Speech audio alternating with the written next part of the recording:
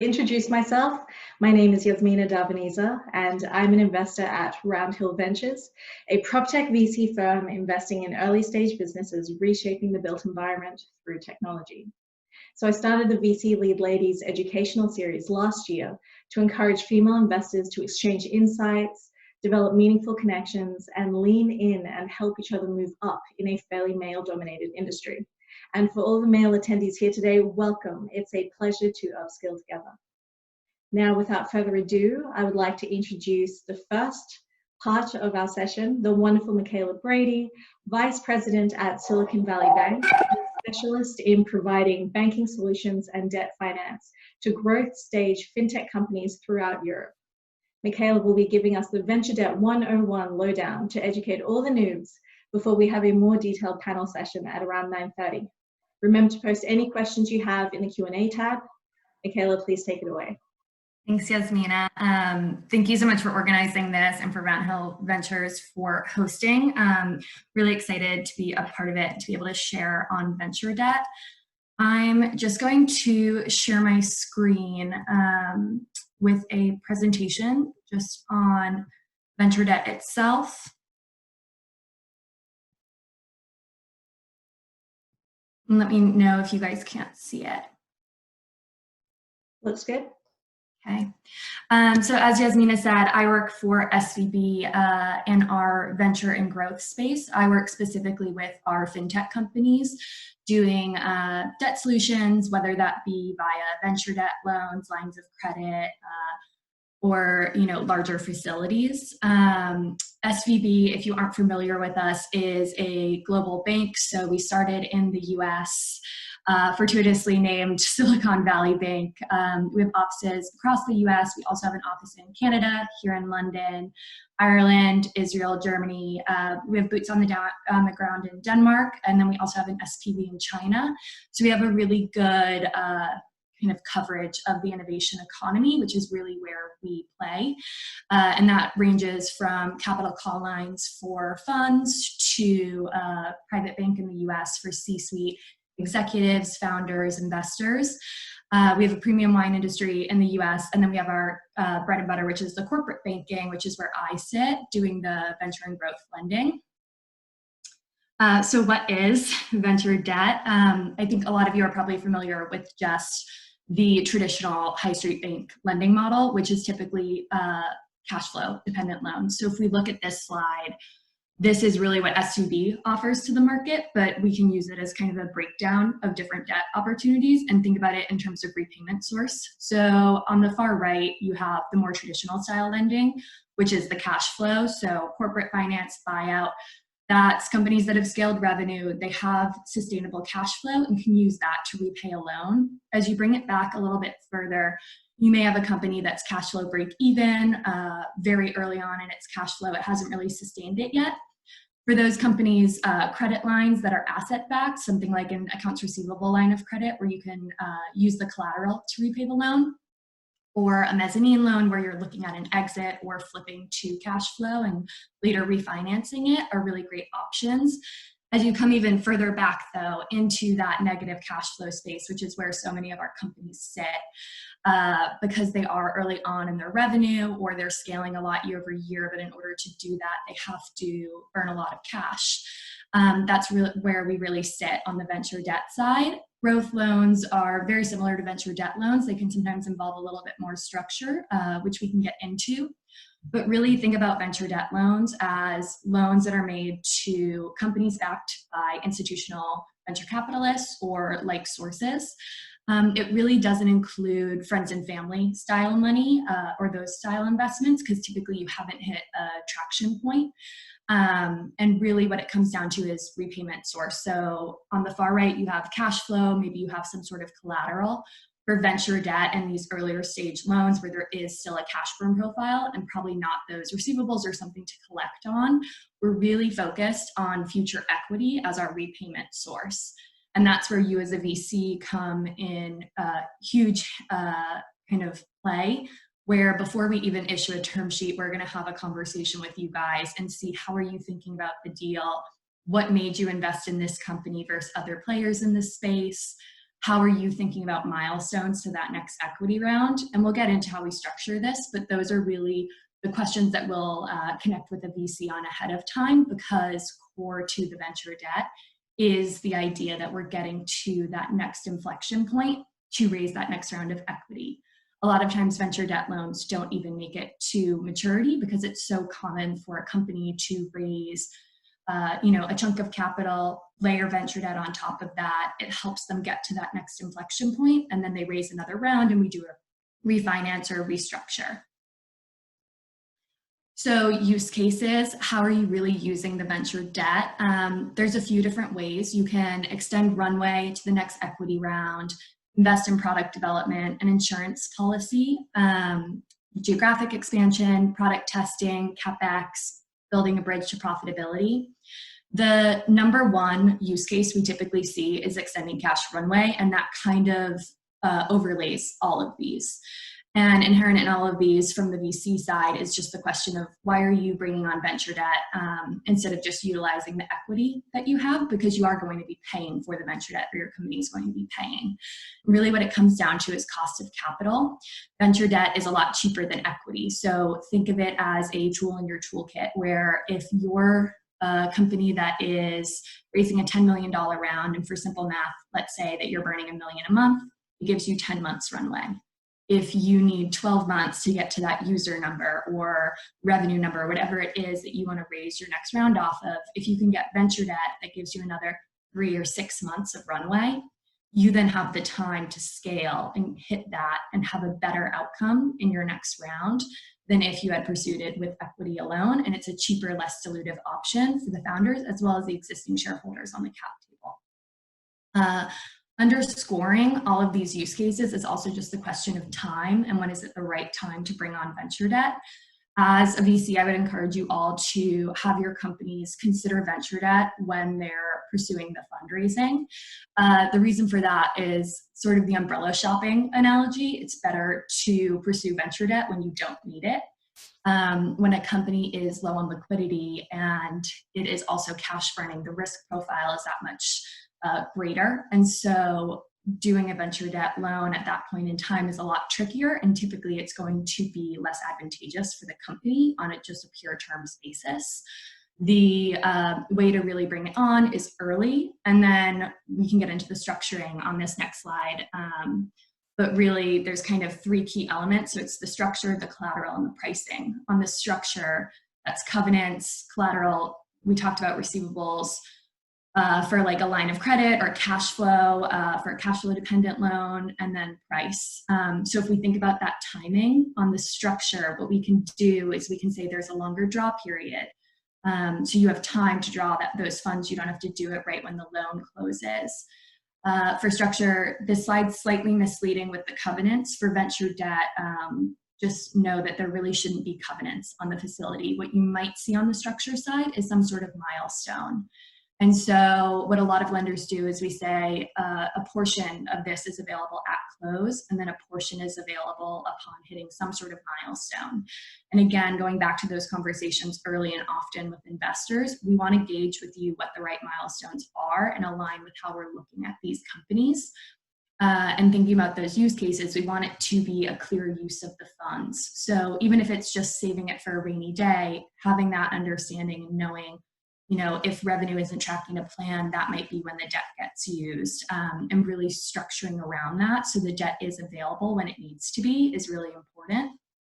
Also, you don't want to over-lever a business.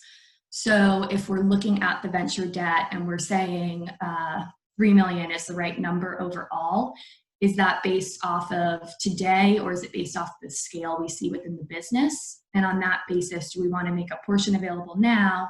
If the company is tracking to plan, we can release more debt and help them hit that next round. Otherwise, if they're not tracking a plan, is putting more debt on the balance sheet actually counterintuitive, because a new investor coming in may look at a company that hasn't scaled to where we all thought it would and think, am I putting in 5 million and 3 of it's going to go to pay back a debt facility? These are all things we think through and we're really mindful of when we're structuring this debt. That way we're not over-levering a business and we're not being a prohibitor to raising another round, and that we're really additive to the growth story.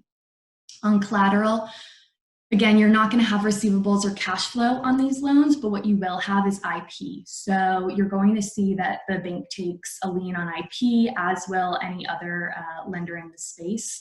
If you have a US-based company, a lot of times you'll see what's called a negative pledge on IP. That just means that the lender isn't taking a lien, but no one else is allowed to take a lien either.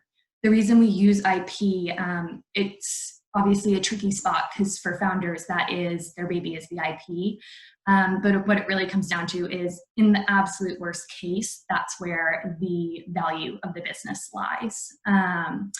We as an institution always work, as hard as we can to avoid situations like that. And as you and your companies are pursuing any venture debt option, you should definitely do due diligence on whoever you're going to be working with and see what their track record is. Obviously, being in the middle of a global pandemic isn't great, but it does give a lot of good insight into how lenders are reacting right now to tough circumstances. So use that to your advantage in assessing who you want to be your partner moving forward. And you can just do that by seeing how the lender behaved when everything went down here. Some lenders also have gone through the .com, the 08-09 crisis. And so you can see a lot of trends and how they've reacted over time and be able to use that in analyzing who you want to work with. And then the third thing is price. So price is something that can be a sore spot on debt facilities. The thing to know is that with earlier stage deals, we're not going to have a lot of structure outside of those milestones. And there's not really a lot of collateral because we don't have something that we can truly take in to repay the debt if something goes wrong. So they're typically priced a little bit higher. What we can get into is kind of the key terms on these facilities where pricing comes more into play. So you have your type of facility, the amount, the cost, and the covenants. Let's just start on cost first on that kind of line. So the upfront fee, the back end fee, the interest rate, those are all pretty standard across the market. You may see slightly different rates depending on who the lender is. Just because there's different sources of capital on the lender side, and that's going to impact the rate of return that they need to see. Whenever you're looking at a deal, consider all of the fees together. If you just look at one fee, it may be slightly misleading in how you're considering it. This is also where VC can be a lot of help to a company because you're going to see companies across your portfolio pursuing debt opportunities. And if you see companies at similar stages or similar revenue traction getting vastly different terms, definitely speak up and say, I saw so-and-so get better terms, whether that means you introduce them to that person or you have a conversation with the lender. There's always going to be a rationale behind it. And so who's ever doing the debt probably has a solid reason for it, but they can walk you through it. And then this last point is warrant coverage. So this is very specific to venture loans, and you've probably seen it if you've been involved in any of these. Warrant coverage basically is a mix of pricing and structure to an extent. Because we don't have structure on these facilities, we don't have covenants, the repayment sources, the future equity, warrants give the lender an opportunity to participate in the upside.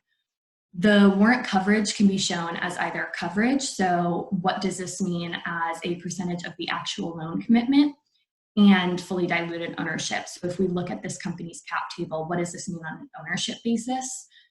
Lenders use the two interchangeably, but they do mean different things because one is based on the commitment, one is based on the cap table. So if you're looking across a few term sheets and you're trying to give advice to anyone of your companies, keep that in mind and just say, apples to apples, are we looking at warrant coverage? Are we looking at fully diluted ownership, and try to bring it onto the same playing field? The way that these get recognized changes, and it's often market driven. So in some markets, you'll see that warrants are recognized fully upfront. That's very common in the US. In other markets, it's more common to see, and largely here in the UK, a large portion is recognized upfront. And then if you have a tranche facility, you may recognize portions of the warrant with each tranche once, the facility earns into those tranches or milestones. And the way that the warrants work is really compensating for the risk. If you think about the risk of a venture debt loan, and again, thinking about those repayment sources, it's a lot riskier than standard style lending. And that's why there's not a ton of players that do it. The warrant allows us to compensate for that risk, participate in the upside without burdening the company with an upfront cash cost, which just wouldn't make sense at this stage of a business's life cycle to pay. Moving up to type of facility, so amortizing term debt, this is typically what you're going to see on a venture debt loan. You're going to have some sort of interest-only period that might align with the draw periods. Like we talked about, you know, you could draw a portion at close, or you may have a draw period of 12 months, 9 months, because you don't need that debt right away. Typically, these facilities are about 4 years in total length. As you get into later stages, the growth stage, those mezzanine style loans, you may see a longer facility, and maybe there's a bullet repayment at the end. But when you're looking at venture debt on this early stage, you're going to see some sort of 6, 9, 12-month interest-only period, followed by an amortization period. The amortization period is typically equal monthly principal payments. And then again, as you think about this, just look at the market, see how lenders have reacted during this downturn, and just see, you know, how have they been additive to a company's journey, because times like this are really when we test out how lenders work with companies through hard times. And so just keep that in mind.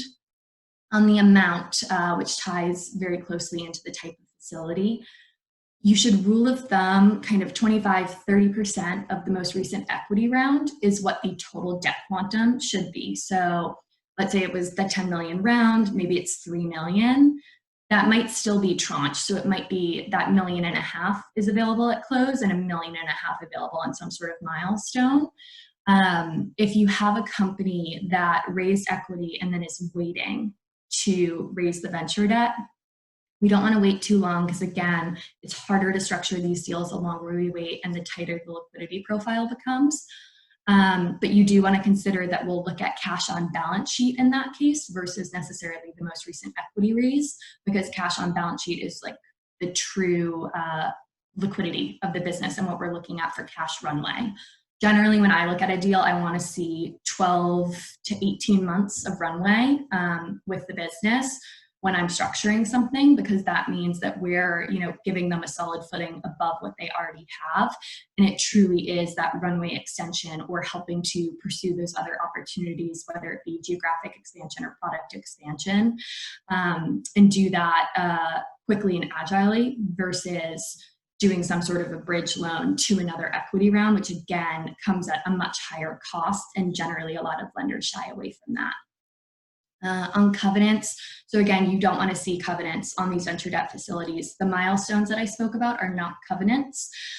They would not be an event of default if a company doesn't hit them. Again, it's really to align with the use case of the debt and why the company is going to be deploying that capital. And if they're not tracking to plan, again, it probably doesn't make sense to put more debt in to a company. The better solution is to do some sort of interim equity round where the investors step up and help out to get to that next round, or potentially you look at raising earlier based off of whatever metric the company has hit. So on the warrant piece and on the pricing piece, why do you want your businesses to bring on the debt versus just pure equity? So again, this is just going back to it's less dilutive overall. And so it's really a tool in the toolkit. It's a tool for investors to use as well. And as you're thinking about, you know, if you've been a part of the Series A, a company is looking at a Series B, can you use debt as a part of the Series B solution? So using that 10 million number, instead of raising 10, do you raise 7 and bring on 3 of venture debt? Is there a way that you can partner with the lender to get to the total debt number that you need on a less dilutive basis? This chart just shows the total cash cost and the total equity dilution, and it's a nice kind of visual of the benefits of venture debt on that basis. And then to kind of just underscore everything, why use debt, how to use it. There's kind of 3 main pitfalls, I would say. One is taking on too much debt. So again, we talked about over-levering a business. Just be mindful with all of your companies, how much debt you are encouraging them to take on. Your lender is likely going to talk to you about what the right debt quantum is, and making sure that, again, the debt is additive to the business and helping them get to that next inflection point. Two is not waiting too long. So again, make sure that you're bringing on venture debt at the right time. I've had a number of businesses that, we talked to early and then it just doesn't feel like the right time. And unfortunately, a global pandemic is a good example of this, where, a company waited and now there's a lot going on, and having that debt on the balance sheet would have been a really great use case to help buffer cash during an uncertain period of time. And then third is just making sure that you're not using it as an equity replacement. So you really want to use the debt to bring your company forward versus saying, again, that bridge style loan, you don't want to use debt as an equity replacement. It really is additive to the solution. It's a tool versus the kind of sole option. And then just to close out, things to be mindful of. So I've mentioned it a few times, but your venture debt really shouldn't have covenants. If you see covenants, definitely push back on behalf of your company. Businesses who are pursuing venture debt are too early in their life cycle to sign up to covenants. They're typically, working off of plans that are early and they haven't hit that scale where they're able to concretely say that they're going to hit those numbers. And so you need a lender who's flexible and able to move on that stuff. And so make sure it's free of covenants, because you don't want a situation where a company is in default on anything. Security. So again, this just goes back to IP. That's typically what you're going to see on these facilities, because you're not going to have something like cash flow. You're not going to have something like a receivable to collect on. No personal guarantees. Excuse me. Personal guarantees come up sometimes. I would generally recommend against them. I don't structure deals with personal guarantees where, the founder is making a guarantee against the deal. You may see them from some more traditional banks or very early stage, but generally we recommend against them. Really, if we're putting debt in, we're underwriting to that future equity, and we're underwriting to, our belief in you as an investor and how you've earmarked this, and we don't need that personal guarantee from a founder or an investor. Make whole interest payments. So I talked earlier about how the facilities are structured cost-wise. One thing that can kind of be buried within the terms that you should just be mindful of when looking at a term sheet, there's going to be an early termination fee typically associated with these, because there's a cost of capital on the lender side whenever they're making these loans. One thing to be mindful of is, does that early termination fee also include make whole interest payments, which means on top of that cancellation fee, there's also the charge of all of the interest through the life of the loan, even though the loan hasn't been active the full time. So that's something to be mindful of. We don't structure that from our side, but it's something we see across term sheets that can get overlooked. And that can make it difficult to leave the lender, even if there's another option available for you down the line. As the company scales, it makes more sense. Fully diluted ownership and warrant coverage, that's the item I talked about earlier, and just making sure you're looking at apples to apples. Warrant coverage is based on the commitment amount. Fully diluted ownership is looking at the cap table. And that really changes company to company because each cap table is so different. But really use that engaging, between term sheets, what the terms are overall, and taking a full picture of the cost. Ability to reprice warrants in a downside. So again, this might not come out in the term sheet, but it's something that you can just explore. Is just what the terms of the warrant are, should there be a downside, and whether or not the lender can reprice them. Use a lawyer that is familiar with these types of facilities, more relevant for your companies, but something, again, just to be mindful of. I've had a lot of experience where companies use internal counsel, which is great on their side for conserving cost and not putting a ton of cash that they want to hold on to into legal fees. What it does do, though, is it puts more of the pressure on our counsel to typically explain how the facilities work and the different concepts, versus going out to an external counsel and using them who is more familiar with these facilities. Generally, the cost is lower overall when there's an external counsel involved, just because they've seen so many of these and they know how to negotiate, they know what to negotiate. No board seat or observer seat. We don't take one as a lender. We don't expect one. Kind of reflecting back on the warrant coverage, fully diluted ownership, one question that typically comes up is preferred or common stock. we're happy to take either. We don't really pursue the benefits that comes with being a preferred lender. And so we're not really looking for preferred stock in that way, and we can adjust how we price it off of either common or preferred, depending on what the preference is. And then again, assess the full cost. So there's a lot of fees involved. Just think about them in their totality, because if you look at them again in silo, it can be a little bit misleading on the overall debt. And that's really it in a nutshell for venture debt. As a venture capitalist, you guys can be super additive to this process. Again, the lenders are going to reach out to you, gauge your opinion on things. We're going to use you as a partner throughout the course of the loan. And we really do see you as kind of part of our solution in figuring out the best options for the business, and expect frequent conversations. With COVID just happening, we had, debrief calls with all of our venture capitalists to see how are things looking for your portfolio, what businesses do we need to step up for that are on your kind of periphery right now, are there any businesses that you want to push really hard on, and you need our support to do that early because we have the capital to deploy. What is it that we can do to help you? And really just use the lender as a partner as you kind of look at the overall solutions for the business. And then I would just encourage transparency. We'll try to do whatever we can to help the business and again, be a part of that growth story. The more information we have to our advantage, the better we can be at being really quick to help and make decisions. And all of that comes from a transparent partner relationship with both the company and the VC involved. And that's really it. So Yasmina, I'll pass it back over to you. Thank you so much for that. That was so informative. Great question from Eliza. What are the covenants that you might see from some lenders? Can you elaborate on covenants generally? Yeah, so again, covenants are something you're going to see later on in the growth cycle of a business. For some of my later stage deals, my covenants can include a revenue covenant.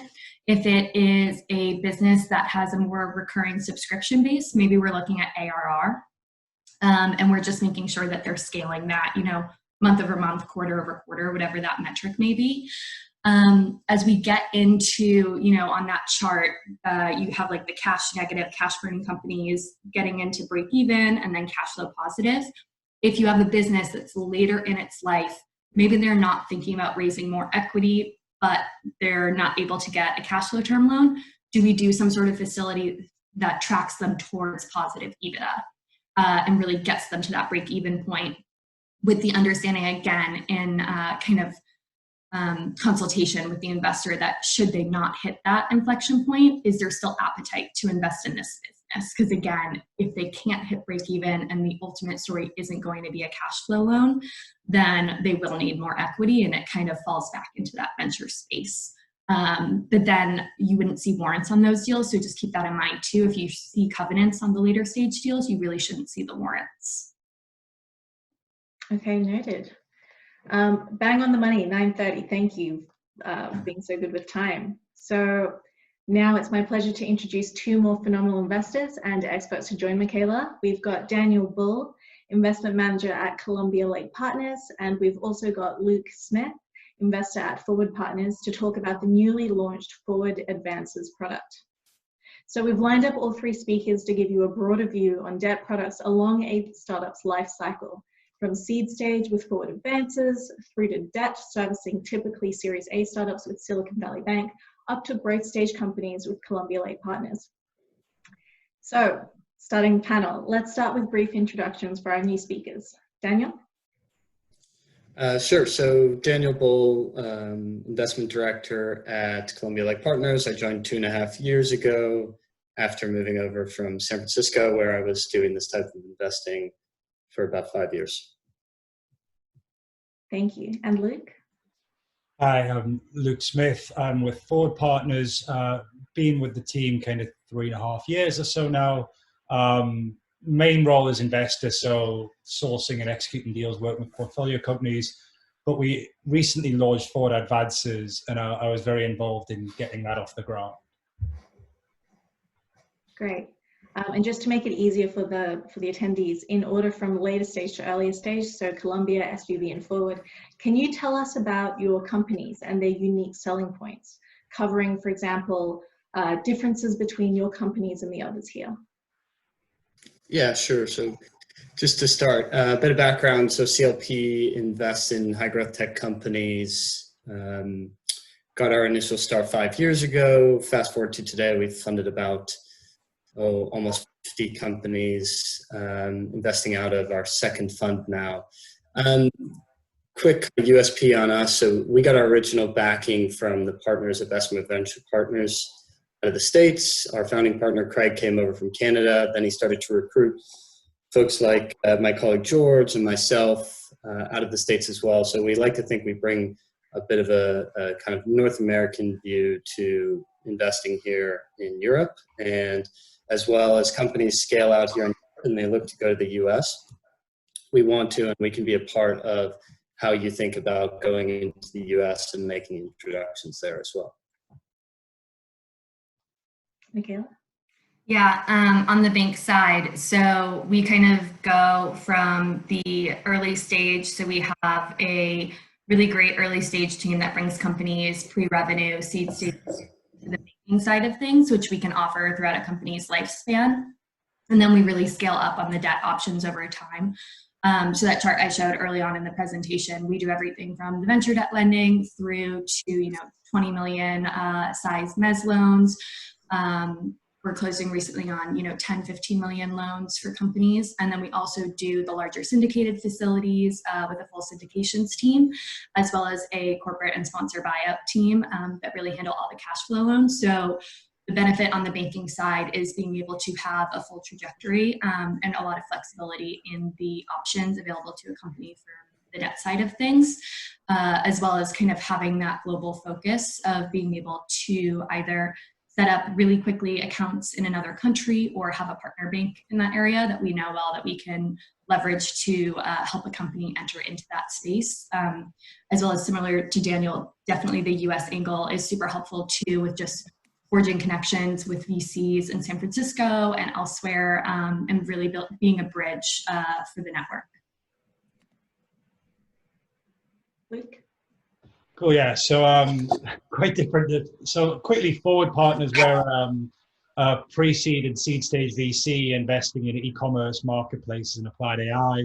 Have a studio team to provide hands-on support for the companies we invest in. But investing in e-commerce and marketplaces, we've seen the challenge of a lot of the companies we're investing in end up spending a lot of the cash we're putting in on customer acquisition. And so we launched Forward Advances right at the back end of last year to really solve that problem. And so Forward Advances offers what we call growth capital. And effectively, it's cash for growth and particularly performance marketing, but it can be broader than that. And in return, we ask for a fee, which is a flat percentage of the amount advanced. So typically 6%, it can be a little bit higher. And then we take repayment as a percentage of revenues and typically over a period of about 6 months. So the advantages are we don't ask for any kind of control of the business. We don't have to ask for equity. And the repayments are set as a percentage of revenue. So there's no fixed cash repayments if a company hits difficult times to push them under. But obviously the payment time is a lot quicker, so we're getting our money back considerably faster than an SVB or a Columbia Lake. What kind of time frame are you talking about? So typically around 6 months. I see. And then for all three of you, you've kind of touched on your typical product and who it's best suited to, but are there any specific pros and cons that founders of startups should think about when tossing up between the options? Yeah, so I guess for us, our typical product is a 3-year amortizing loan. So this is something that's used to drive growth for 6 to 12 months time. So really helping you to scale your so that you can go out and you can raise your next round at a higher valuation. So what are the pros? The pros, which Michaela had touched on, it's less dilutive than if you only use equity in your fundraising life cycle.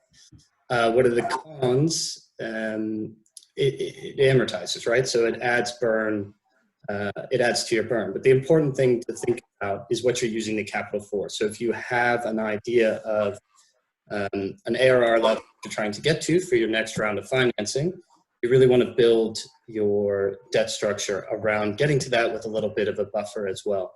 So it's a longer term facility, so 3 years amortizing, versus SVB might have something that is a line of credit that would be 12 or 18 months, and Forward Advances, as Luke just said, it'll be a 6-month maturity. Yeah, so from our side, on the venture side, it'll be more typical to what CLP was talking about, where it's some sort of amortizing term loan. So again, you're going to have that interest-only period followed by an amortization period. You're not, on our side, you typically won't see that go beyond 48 months, but it's typically going to be closer on the earlier stage to 3 years. And then as we get into that growth stage where you have a company that's hit more revenue traction, that's where lines of credit come into play. I don't recommend lines of credit for really early stage businesses, because if you just think about sources and uses, lines of credit should really be used for working capital purposes.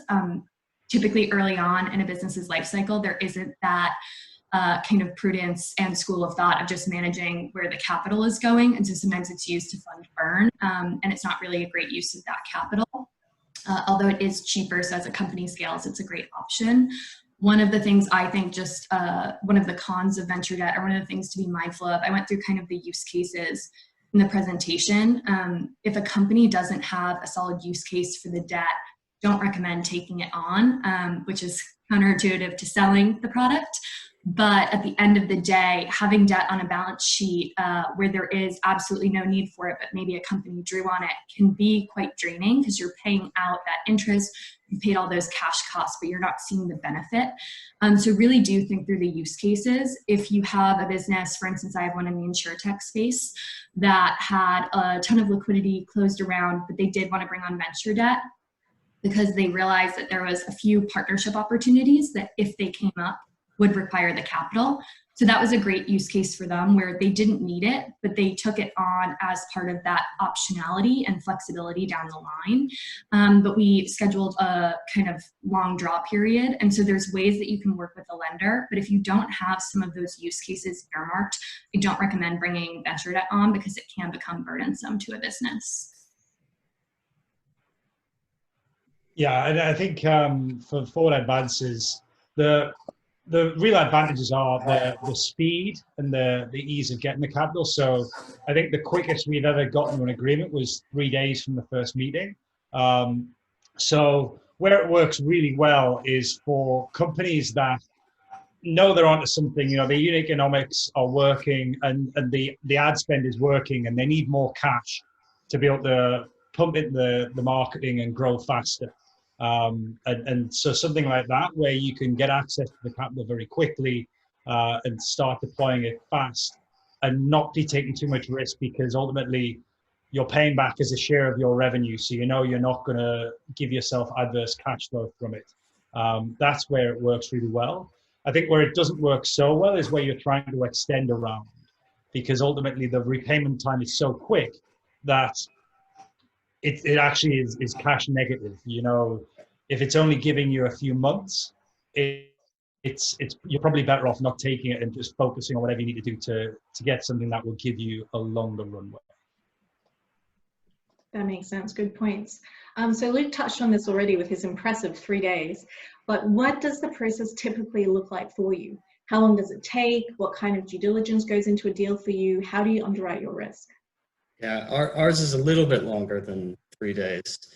We typically, from first meeting a company to maybe closing and funding, typically say that process is about 6 to 8 weeks. So the first 2 to 3 weeks of that process will be us gathering initial diligence materials and working toward getting in front of our IC and deciding if we want to issue a term sheet or not.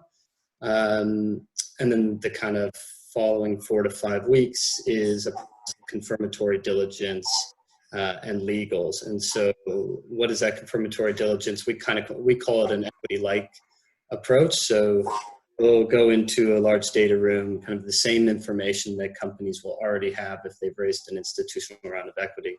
We'll call some customers. We're speaking with you guys, speaking with all of the investors, and then just as you would, you know, writing a big 30-page memo, representing that to our investment committee. And then the last bit was underwriting risk. What are we typically looking for? As I said before, we're looking for what is the milestone that we're getting the company to. So typically that's another round of financing. And most boards will have an idea in mind around, we want to be at this level with a range of this amount of growth. And so we're trying to build a structure for you that gets you there, and it gets you there with some leeway should that take 1, 2, 3, 4 months more. So we'll look at that. We'll make sure we're structuring into that correctly. And then the other bit, Michaela touched on this earlier, it's who the members of the board are. So it's who we're working with. That's really important. We're getting into a not as long as an equity relationship would be, so 10 years with the company, but 3 years, so kind of short, mid-term. And so it's really important for us to know who the members are around the board that are going to be providing that good governance and really guiding the company. So we'll look at that as well. Yeah, it's a similar timeline from our side as well. A lot of it is company dependent. So getting the diligence and getting to a term sheet stage is typically dependent on how quickly we're getting the diligence in. Are we able to have those phone calls to run through what the business model looks like? And it can differ based on the sector that you're in. So whether it be consumer, enterprise, or fintech. And that's just because regulations, the intricacies of the business models change based on the sector. So it can vary if you're looking across different sectors. And then from a legal process, I'd say the earliest for us from signed term sheet through to having closed legal docs, we have for our early stage deals a non-negotiable form that I'd say can take about a week to close on. That's the kind of fastest it's been for me.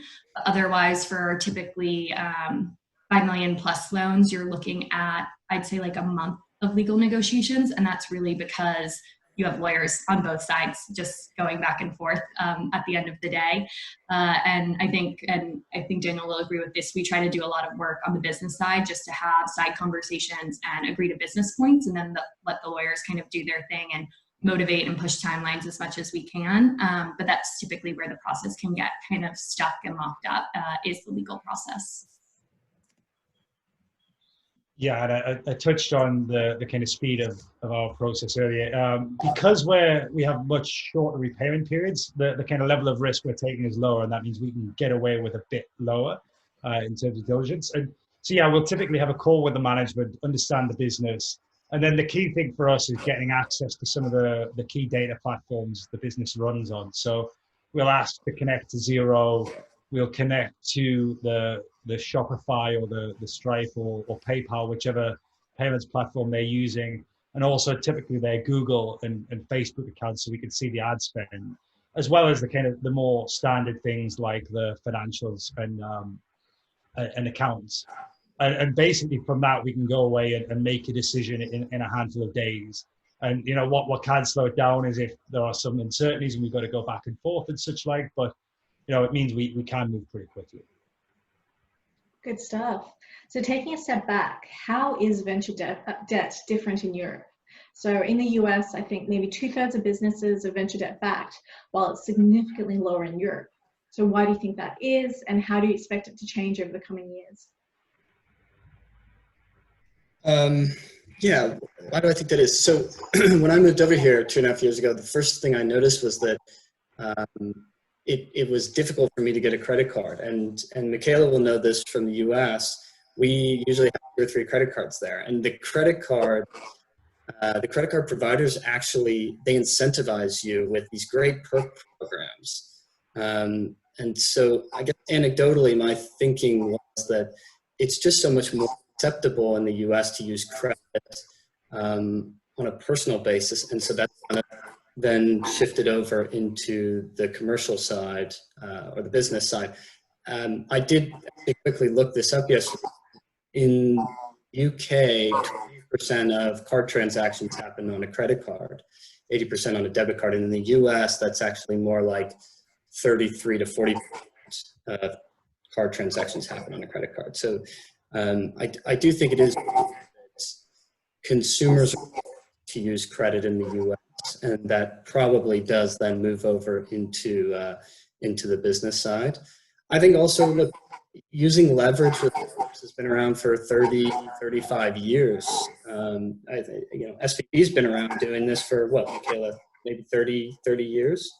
Yeah, 35-ish. So it's just more, it's more well known in the US.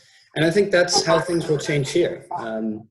The likes of SVB moving over to Europe and educating the market, the likes of CLP setting up funds here, bringing over that kind of North American style of doing venture debt and setting up shop here and doing it. And then ingenuity in credit financing and using leverage and the likes of forward advances. I think over time, Europeans and people in the UK will be more willing to accept using credit or using leverage as part of their capital stack. Yeah, I completely agree with Daniel. I think it also comes down a lot to just education. So as Daniel said, in the US, there's institutions that have just been doing this a lot longer. And so the comfort of using venture debt and having seen how it works through downturns and how lenders react through downturns, there's just a greater degree of comfort with what it means for your business and how your business will use it as part of its solution going forward and long term. I think over here, I've been in the UK for about almost 2 years now, and I already sense and see kind of the change. In the presentation I talked about, and that's the biggest difference between the US and the UK. The timing on when we receive a lot of these introductions and a lot of these opportunities is when the liquidity is tighter, and it's that need to have versus you want to have it. It's a flexible tool for your business to use. And it's more of a bridge solution that we see over here versus, an upfront runway extension. I think in the US, it's used as truly upfront runway extension where you raise a round of equity, you go and receive a round of, a portion of debt, and it's much more methodical in that way. And so I think we're seeing the tides change here where people are bringing debt on sooner, but it just comes down to education. So sessions like this are super helpful where we can just explain what the product is. And then I know myself and I'm sure Daniel are free to connect or look at any companies that maybe you think are on the cusp, but you're just not sure and want to talk through it. We can always have those conversations. A lot of our job is just that education piece on explaining how it's going to work and what potential solutions might be. Yeah, I don't have a lot to add there. I think, it's a much more mature market in the US. The funds have been doing it for a lot longer, have strong links into the VCs, and the entrepreneurs are more familiar with the product. So all in all, it just means uptake is a lot higher.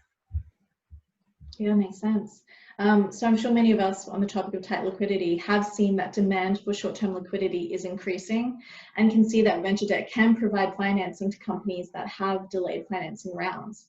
So on the topic of everyone's favorite topic, COVID, what is the role of venture debt during and post-COVID-19?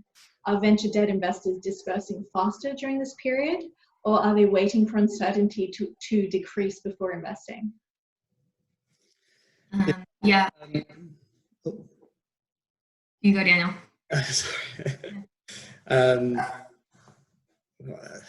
Yeah, so you've thrown me off here, Michaela. At CLP, we think we're at the start of a long-term recession, and so we encouraged all of our portfolio companies to go out and get 18 to 24 months of runway, or just runway at the end of 2021. And so, I do think for good companies that have good underlying growth, and maybe want a bit of flexibility around when they raise equity, given that the equity markets are it's a bit difficult to see where valuations will be, say, in the fall and winter. If you have good companies that we're going to raise in the fall, raise in the winter, or early 2021, and they just want more flexibility around when they have to go out and do that raise, then I think it's a good time to start looking at debt as an alternative capital source. And then, does the disbursement rates increase? I don't know, like Michaela, I'd be interested to hear your thoughts on this. I think at CLP, we we're trying to be more selective around the investments that we make. And so what does that mean? Companies in travel, companies in hospitality, companies in retail, or they have customers in those verticals will be more challenging for us. At the same time, there are businesses that with COVID, they're going to just benefit from this kind of catalyzed move towards digitalization. So I think that we'll probably see, with the combination of those two factors, I think we'll probably just see the same amount, at least at CLP, we'll look to do the same amount of deals if we can as we were before. Yeah, I think there's a few components to it where each sector is affected, but they're all affected in different ways. So I think consumers taking a harder hit than enterprise or fintech. Consumer-based fintechs are taking a harder hit than some of our, businesses selling into large enterprises. But I think everyone is seeing longer sales cycles as a result of working from home. And so a lot of our conversations center around our businesses shifting quite quickly to protecting the bottom line against the top line, because so much is unknown. And I think similar to Daniel, we're taking an approach that very much so this could be a long-term kind of downside for everyone. But some of the trends that we're seeing just out of March and April are fairly positive. And so how do we kind of hold that conservative view, but also appreciate the continued growth that we're seeing from a lot of these businesses? And I think investors are struggling with that too, and what businesses should continue to burn at a similar profile versus pulling back on those expenses. The kind of reaction on the government side with the furlough scheme and different protection plans has been really incredible. So I think that has, versus other downturns, been really additive to businesses. The conversations we're having with VCs is really, we want to see a business that has about 18 months of runway, because regardless of what happens for a business traction or growth wise right now, unless they have turned a corner as a result of COVID, where it's up to their business, for the most part, valuations make it so that it doesn't make sense to raise right now, because we're seeing that market correction that I'm sure there's a lot of opinions out there on whether or not it was a long time coming. And I think a lot of people are okay with seeing some of that, but as a result, there's going to be a delay in when people want to raise. And so that's part of it too. On SVB's side, for our existing clients, we did a venture debt deferral agreement. So basically for all of our companies, it was an opt-in scheme without any cost, where you could defer your principal payments for 6 months. So we are trying to step up and help the venture clients, because a lot of these government schemes outside of furlough are more catered towards the cash flow positive companies. And so I think we're really trying to solve for this venture space and how things look for the venture companies. And a lot of it is unknown. So it's being able to react to the situations. And it all comes down to the partnership with the VCs. We really appreciate transparency. We've been doing, portfolio run-throughs and trying to figure out, again, which companies are going to need more support and which companies is it COVID related or business related, because that's two very different conversations in terms of what support is needed. I think we're hearing that for purely COVID related, investors are happy to put interim funding in. For business related, that's a very different conversation. And it really depends on the syndicate, how much has been invested to date, and what the exit opportunities look like. Yeah, and so it's from our side, we were in the happy position of being pretty much brand new as COVID hit, so we didn't have a big existing loan book, which was kind of a nice place to be. I think the big thing is the impact has been very varied across different sectors, right? Travel, fashion has been hit pretty hard, events, things like that, not good spaces. And in fact, we had conversations with clients in those spaces, and when you're being repaid as a percentage of revenue, and revenue has a potential to crash, it's not going to work. On the other hand, what we are seeing is there are a bunch of sectors, household goods, gaming, ed tech, that are seeing real tailwinds. But the thing is, even those sectors that are seeing tailwinds, the VC market is is borderline closed at the moment. You know, people are very unwilling to make new investments until we get a bit more of a sense of what's happening with valuations and the correction. So that means that we have companies that are seeing some real tailwinds. You know, cost to acquire customers is dropping a lot, but they're struggling to take advantage of it for lack of availability to capital. So, you know, we're finding it quite a good time now to support some of those companies. Great.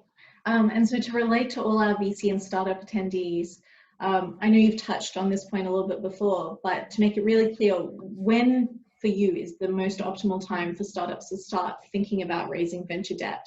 So are there any specific metrics or business models or anything else that you really look out for? Yeah, I think for CLP, you need to have raised an institutional round of equity. You need to at least show good product traction. So for me, that's usually $2 to $3 million, euros, pounds in revenues. Clear proof points that the sales and marketing machine works. And so I've kind of always described this as you feel like you have product market fit. You've started to have the foundations of a good sales and marketing machine. You've got the processes in place where you know you can go and hire someone, bring them in, give them a playbook, and they can step in and ramp quickly, and the business is really ready to scale. I think that's the best time for our capital to be used. And what do we look at? We look at all the same financial and SaaS metrics that you would. We look at market size. We look at how the product differentiates versus competitors. We look at the management team. So it's not that much different than the way that you would assess a business as well. Yeah, it's the exact same thing for us. We're very similar to CLP in that respect and how we look at things. It's really just getting an understanding for the business, knowing what some of those KPIs are, what CAC is, what LTV is, and it does change sector to sector. So, you know, we have a dedicated life science group. That business model is very different in terms of when you raise equity and what markers you have for success. It's not necessarily revenue. And so each team we have takes a very tailored approach to the type of business model it is and how we look at when it makes sense. But generally that first institutional round is the first marker for us to get into a business with venture debt. Because again, it all goes back to those repayment sources. And until you've raised an institutional round, you don't really have that future equity as a potential repayment source for venture debt. And we can go a bit earlier. You know, ultimately the kind of core requirements we're asking for, minimum 6 months of trading history, 10,000 a month of revenue. But the key thing for growth capital is it makes sense when you know that the growth works. When you can spend it on customer acquisition and know that it is going to be driving enough revenue to repay the percentage fee. And you know, really what the company should be thinking is the next level down from that is, will the unit economics work even with a small flat fee on top? At the minute, because we're early, we're maxing out at 50K advances, so we're best suited to, you know, seed or early seed stage companies, but that's going to be scaling up quite quickly. So at time we'll move later in the life of companies as well. Mm-hmm.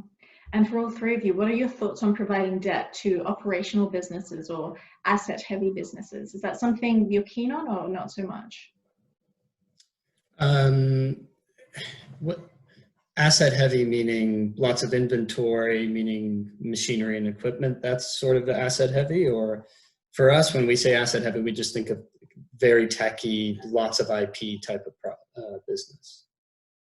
So I meant the former, or even, I mean, because we play in the prop tech space, ones that have real estate assets as opposed to being more of a SaaS. Yeah, so we've looked at in the real estate space, and we've looked at a lot of there were a lot of businesses that were helping consumers to fund their purchases of homes. And so some of the assets or the security might be the real estate behind that. We've looked at that. I would say that we've not invested yet. And so if I look broadly across the portfolio, it tends to err on the side of asset-like businesses more so than asset-heavy businesses. Yeah, at SVB, so I'd say on the prop tech side, I have 2 deals that are actually going through quite recently that are more on the software side of prop tech, and they do have assets, but those are typically housed in an SPV structure where it's outside of the primary operating company. SVB is building out a warehousing team. We have one in the States. We have someone who joined us here this past year, and she's building out in the UK. I'd say venture debt at more of a growth stage with the right controls can sometimes be useful in getting your feet off the ground, where you have, you know, a couple data points to point to then pursue a warehousing asset-based line of credit and move things into an SPV. But I think really for some of those prop tech businesses, we see them pursue that more kind of sophisticated style of lending outside of venture debt, which we use more for the actual operational business and the runway extension. And we're fairly agnostic to the nature of the business in terms of how asset heavy it is. Realistically, you know, where we make sense is where the repayment on customer acquisition cost is fairly quick, and obviously it has to be below 6 months, so it's not going to make sense. I'm not sure that would be the case for some of the asset-heavy businesses. And then the other thing is for asset-heavy businesses, presumably they have access to other sources of capital secured against the assets, which might be more efficient there. Yeah, that makes sense.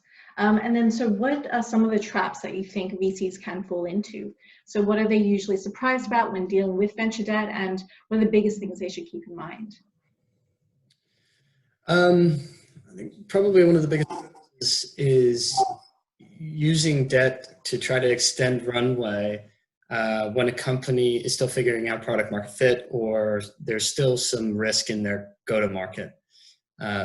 You should really think about this as we're trying to leverage the existing growth of the business. So there's a business that's figured out product market fit, go-to-market's working, and it's growing really well, and we just want to leverage that growth. We just want to push off the time when they have to go and raise the next round. So it's almost like you should put debt behind things, behind investments that just build enterprise value, rather than using it to just generally figure things out or generally fund a burn. I think the big thing I would recommend is view the lender as a partner, and think about the fact that you have a full portfolio of companies. And so having someone who knows how you react and know how you step up for your business, or are transparent when you don't think it's the right time to step up for a business, and using them as a partner and talking through that and making your decisions, but then keeping them involved, I think is helpful for the long-term relationship, because as more portfolio companies that you have want to access debt, it's really important that that lender knows how you react, because again, it all comes down to that future equity. And if a round is delayed or something happens, the knowledge of how that investor reacts in the good and the bad times is so core to how any lender at the venture stage is looking at these facilities and thinking about the syndicate behind the company.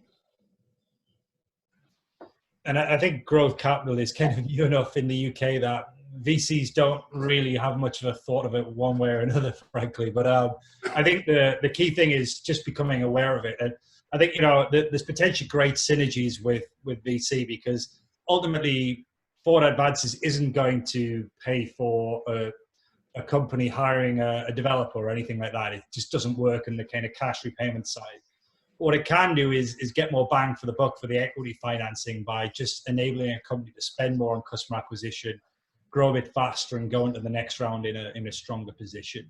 So it's really just becoming more aware of it is the thing. I see, yeah. And then from the side of a VC, what do you think are, and I know Michaela covered it in her presentation, but the most important term to be negotiated? So someone in the questions asked if it was normal having an equity debt swap option, for example. One of the most important terms to be negotiated. I think it comes down to the structure ultimately. You want to make sure that you are putting in place a structure that really helps the business. And again, it goes back to my point of, you know, figure out what your milestone is. What are you using this capital for? What is it getting the business to? Make sure you know that up front, and then work with the lender to put in place a structure that allows the business not only to get there, but to get there with a bit of buffer and maybe even get past that, so that they ensure, one, that they can get to that next round and raise it successfully. But if everything goes according to plan, maybe they get even further past that, and you just raise a larger round or at a better valuation, or maybe you've got a growth rate where you can bring in a better investor than you had originally thought. Yeah, I think for the VCs, completely echo the milestone comment. And then I think where VCs can add a lot of value is you work with people across the space and you have more touch points than your founders are going to have. So being an advocate for them on what relationships you really value in the market, and who you trust, can add a lot of value to a founder who just doesn't know where to go to, who to talk to, what the right debt number is. And then just being someone that they can soundboard off of. We talked about quantum, and I think sometimes the quantum is a really exciting part of the conversation. But then when we do look at the terms and the pricing and the use cases, does that quantum make sense? And I think the VC can be really additive to a founder in identifying the right partner and the right amount of debt, because you know the use case and you're so tied into what those business milestones are. Yeah, and so on the growth capital side, there's not much to be negotiated. It's basically the fee and the repayment percentage. So nice and easy, and just playing with those. I think on the venture debt side, from a VC point of view, to my mind, it's often around understanding how it fits in the future fundraising and making sure that it's going to optimize fundraisings down the line by enabling growth that's going to get you a better place. And it's not going to become a problem in those fundraisers by drawing cash away or being too large for a future fundraise to support. Mm-hmm. And final question from me. How can we, as VCs, best help startups looking at taking on venture debt? Yeah, be an advisor there for your companies on relationships, on experience working with a certain lender, and don't just focus on the terms of the deal in terms of the pricing or getting the cheapest deal. I think I said this earlier. It's a 3 to 4 year relationship that you start with someone. You want to find the best partner with the best rapport, and someone that you feel like you can trust in, that they're going to be good to work with, not only when they're first engaging with you and the company has cash and you're putting the deal in place, but also as things get tougher. That's where you really see what people are like. And so how will you know that? If it's your first time working with them, you may not. So I'd encourage you all, go out and do your own diligence beforehand. Start building relationships with the likes of Luke and Michaela and myself early, so that when it does come time to start making those introductions, you can make an introduction to a CEO and actually say and mean, I know this person. I've gotten to know them over time. They're good to work with. And then I can encourage, as you do bring leverage into your portfolio, start building a repository of terms so that you understand, what terms are available and when lenders will move on things and why lenders will move on things. And then you can be a really good sounding board for your founder when they come back and say, CLP wasn't on this, or CLP has this pricing. Then you can say, well, actually, I understand why, and here's why it is. Yeah, I echo completely everything that Daniel said. The thing I would underscore would be the timing. So we talked about part of the reason venture debt isn't as common over here is just the lack of education. Now that we've had this session and there's a greater understanding of venture debt, if you are a part of a round and you think it makes sense and there's the right use case prompting to that company to pursue venture debt option, founders have so much going on that a lot of times it might just not be the front of mind thing for them when they have a lot of liquidity on the balance sheet. So encouraging them to pursue this early is a really great kind of benefit that a VC has because you are so tied into that recent liquidity event. Yeah, I think one of the big advantages VCs have is the the fact that they are a step removed and the fact that they're seeing a lot of different companies, so they have a bit more context. So I think from a founder's point of view, either they are so focused on running a business that they're not even considering optimizing around financing, or they're so focused around runway that they'll charge after any source of finance available. And I think helping founders to understand when is the right time and what are the right options is really valuable, because not every option is right at all times.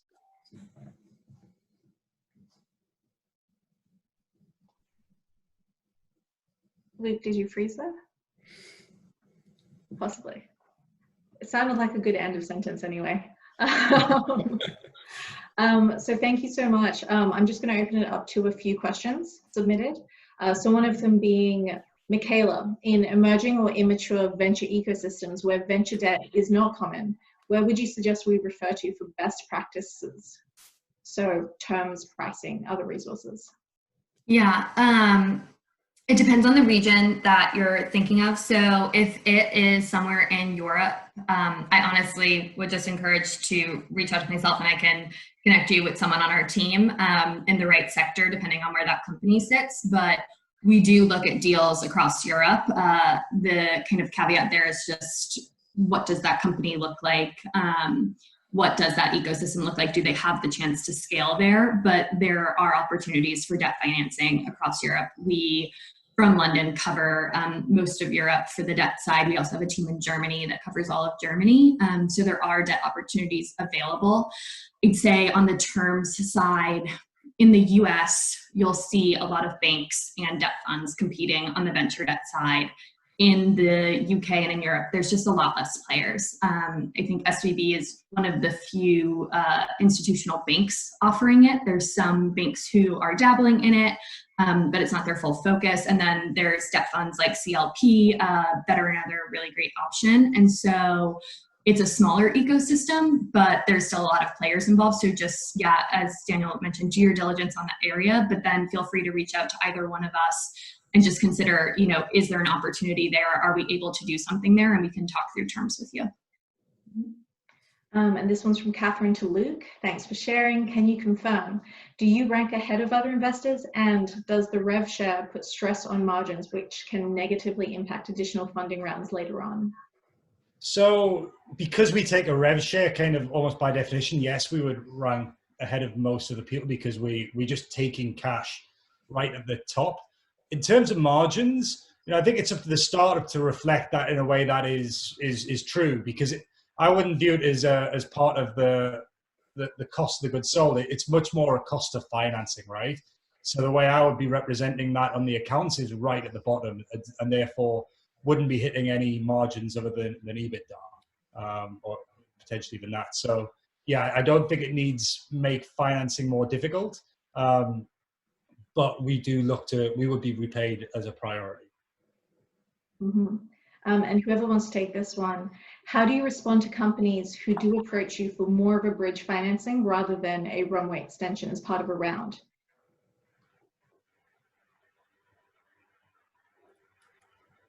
Any takers? So we're terrible for bridge financing. It would be a really bad idea. You know, you get a month of runway and have to pay it back very quickly. So yeah, I don't think I'm a good person to answer this. Michaela, I saw you jumping in. So I was on mute, sorry. For us, it's highly dependent on the investor syndicate.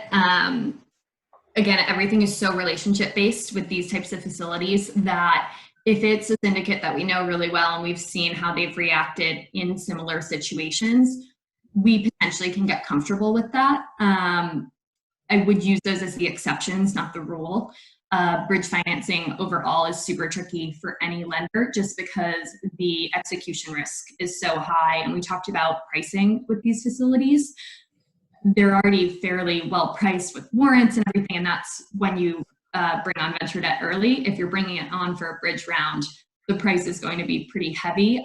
You may be able to backlay some of that cost with a success fee or otherwise, but I think most of the time I've seen that an interim equity round actually makes more sense.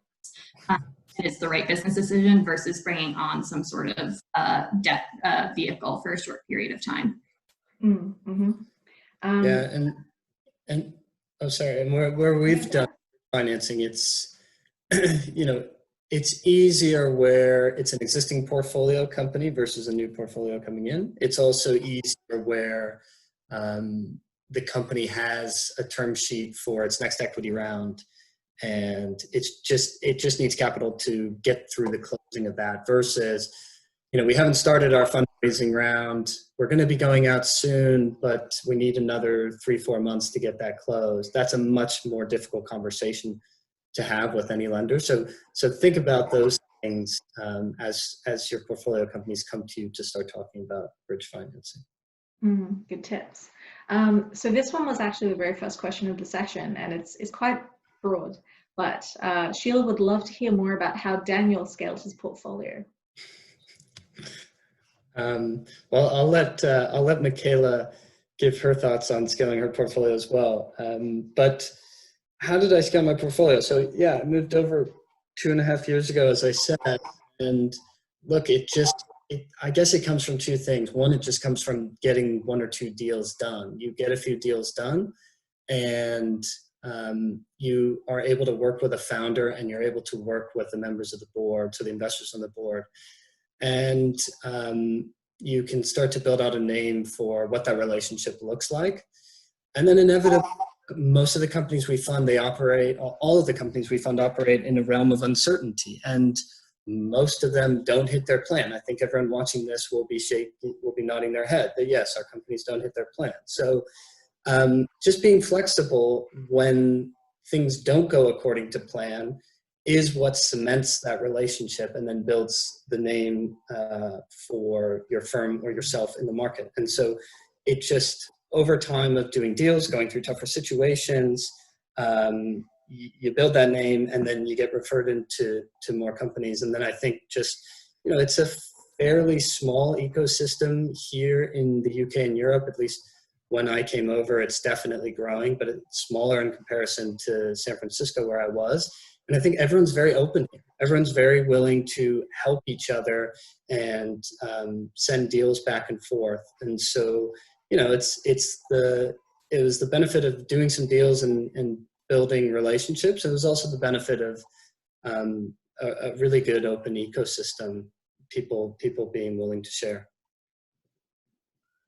On my side, I've been privileged just that SVB has been around for 35 plus years. And so the groundwork was laid long before I got here in terms of the market and the reputation and the brand. And so the privilege of just being a part of that affords a lot of opportunity in terms of inbound requests and inbound introductions. We have, as I mentioned, a global funds team, so they work with VCs. So we have this really tight ecosystem of VCs that we bank and funds that we bank, and it's a very kind of connected, as Daniel said, small ecosystem. So everyone's sharing information, where a VC who's familiar with our team might ask, because they have a portfolio company that they think is right for debt, for an introduction to our team. And so we see a lot of inbound requests. At the bank, I sit on the credit side. My counterpart, Craig Fox, sits on the relationship side, and that's done very purposefully, where he has really deep sector expertise and knowledge in fintech. And so he's really well connected throughout the market. And what he's able to do is really be a sounding board for founders and someone who can go out and connect with people. And then we work in tandem on the debt side. So again, I kind of have the privilege of having a lot of things come in through me versus necessarily having to go out and source a lot. But it works really nicely for us, and it is a small space relatively. So we are able to have, a solid book with the inbound interest that comes in. Fantastic. And the very last one from the crowd, do all of you guys always meet the companies in person, considering the scale of your portfolio, or especially now considering COVID?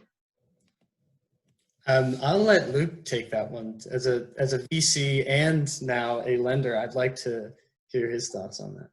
On the VC side, we have historically met all of them. I think we've got a couple going through now that potentially we might not meet. On the forward advances side, we've never met one of the companies we've made an advance to yet because of the timing. Everything has been done virtually. Now these are smaller advances, so the level of risk feels more manageable. And then from our side, we haven't made a virtual investment yet. I hope to get a term sheet out today, which will be our first term sheet that we've sent out, having not met a company. The process is different. Where previously I could have gotten to a term sheet in 2 weeks, I think it's taking us 3, maybe even a little bit longer now as we think about and build in new steps to perfect our virtual term sheet process. And it just means more diligence around the founders. It means maybe more reference calls, more maybe customer calls earlier.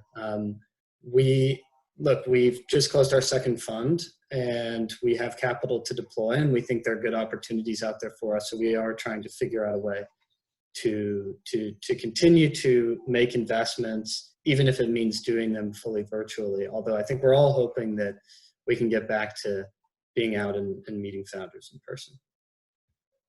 Yeah, we're a bank, so on the account opening side, there is just the element from a compliance perspective of seeing someone on site. And I'll be honest, I'm not tied into enough on the account opening side to know how they have navigated that during these times. But I know we're doing a lot to accommodate the current circumstances. On my side, we're happy to do the Zoom meetings. We always at least have a meeting with the founder, the CEO, the CFO as a part of our diligence process, but naturally those tend to be the people who are running that process anyway, especially on the earlier side where there's probably not a fully built out finance team that they might be working with to complete the debt, or someone who's assigned solely to the debt. So we typically, I would say, engage with either the founder or CEO very early on. If they've brought a CFO on, we'll engage with them. But for us, the Zoom meetings have been really great. I'd say I have almost more FaceTime, because outside of that first meeting, typically pre-COVID, where you would have it in person and then you would just have diligence calls. Now, all of our meetings are kind of video calls where we're able to connect and run through the term sheet and have really quick conversations. So interested to see how things evolve out of COVID. And I imagine that we'll probably have more touch points like this moving forward, where we're able to have these really quick meetings. Well, that pretty much wraps everything up. Thank you so much to all of you. You've been so amazingly informative. Michaela, thank you for the session. Daniel, best of luck with your term sheet today. Luke, best of luck with forward advances. And I hope to talk to you all soon. Thank you. Thanks, Thank you. Thanks. Bye. Bye now.